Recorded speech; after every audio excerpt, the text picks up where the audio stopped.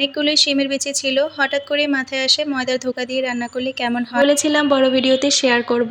তো নমস্কার আদাব সবাইকে, কি অবস্থা সবার, কেমন আছেন? প্রিয়াস ডেইলি ব্লগে আপনাদেরকে স্বাগত জানাচ্ছি। যতই আমি ময়দা মাখি না কেন, ধোয়ার পরে অল্প একটু হয়ে যায়। এই রান্নাটা করতে অনেকটাই ময়দা লাগে, দেখতেই পারছেন কতটুকু হয়ে গেছে। এখন আমি ময়দাটা সেদ্ধ বসিয়ে দিব। আরেক চুলাতে ভাত ছিল আর এই চুলাতে ময়দা সেদ্ধ বসিয়েছি, তাই এই ফাঁকে আমি একটা মশলা করে নিলাম। ভাত হয়ে গেছে, নামিয়ে নিয়েছি। এবার আমি আগে আলুটা ভেজে নেব, হলুদের গুঁড়া, মরিচের গুঁড়া, লবণ দিয়ে ভালো করে ভেজে নিলাম। আমি যখন প্রথমবার ময়দার ধোকা রান্না করি তখন আমি ধোকাগুলো সেদ্ধ করিনি, এমনিতেই তেলের মধ্যে ভেজে নিয়েছিলাম। এত বড় বড় করে ফুলেছিল। এভাবে করলে একরকম মজা আর এভাবে রান্না করে আরেক রকম মজা।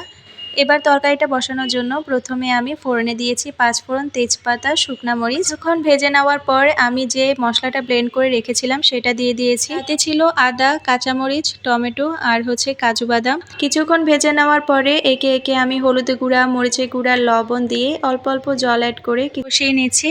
আর ওই পাশে চুলাতে আমি বেগুন ভেজে নেব। একই সময় এরকম ছোট ছোট করে বেগুন কেটে হলুদ লবণ দিয়ে ভালো করে ভেজে নিয়ে ভর্তা বানিয়ে নিই, ভালোই লাগে।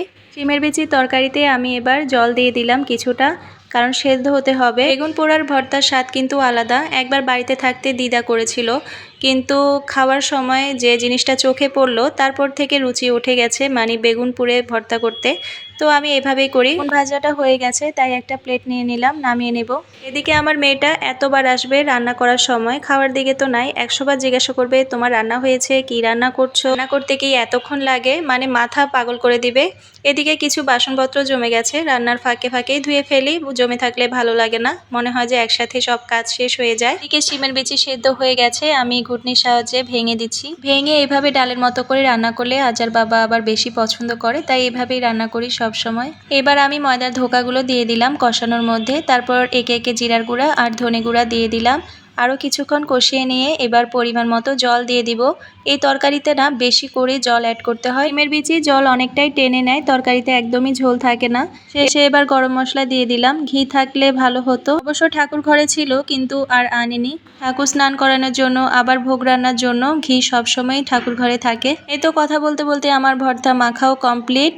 বেশি সবাই ধোকা রান্না করেছেন হয়তো, কিন্তু শিমের বিচি দিয়ে একবার রান্না করে দেখবেন, খুব ভালো লাগে। এদিন চলে গিয়েছিলাম, কোন দিন চলে গিয়েছিলাম মনে নেই। যাই হোক, বাচ্চাদেরকে নিয়ে সহজে কোথাও বের হওয়া হয় না। গেলে ওদেরকে নিয়ে বাসার কাছাকাছি একটা নার্সারিতে চলে যাই, পাশাপাশি একটা পার্ক, সাথে নার্সারি।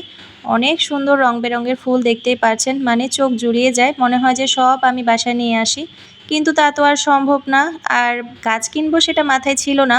এখানে তো তুলসীর চারা পেলাম না, তুলসী চারার জন্যই মূলত যাওয়া হয়েছিল। এখানে পেলাম না, এখান থেকে আমি একটা গাঁদা ফুলের চারা আর নয়নতারা ফুলের চারা নিয়েছি। গাঁদা ফুলটা 12 মাসেরই।